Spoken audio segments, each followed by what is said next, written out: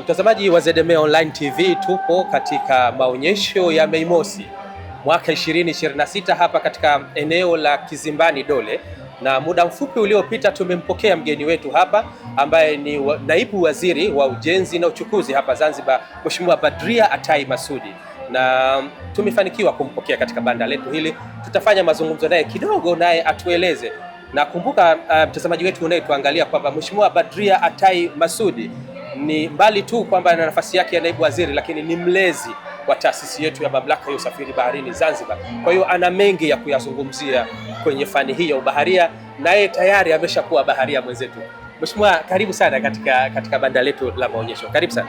Asante, nashukuru. Nimekaribia.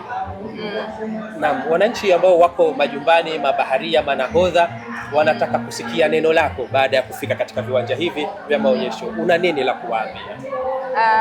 Kwanza nichukue fursa hii kumshukuru Mwenyezi Mungu kwa kuwa hai, kuwa na afya njema, lakini pia kuweza kufika katika maonyesho haya, na maonyesho haya yamenivutia kwa sababu nimeona klipu nyingi, matangazo mengi mkituita sisi mabaharia pamoja na wananchi wengine walioko majumbani, maofisini waje watembee.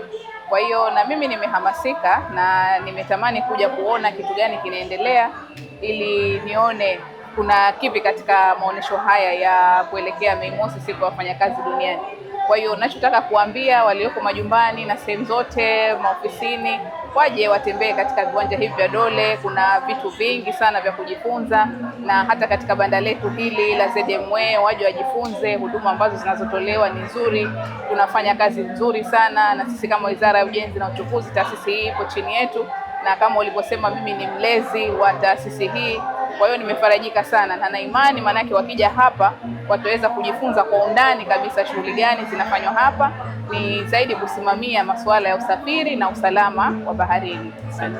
Sisi tunakushukuru sana, na tunachotaka ututilie baraka katika kitabu chetu miongoni mwa wageni ambao wamekufikia na tunakutakia kila laheri katika ziara yako na nafasi ya utumishi ambao unaendelea kuitumikia. Nashukuru, asante. Karibu sana mheshimiwa. Asante.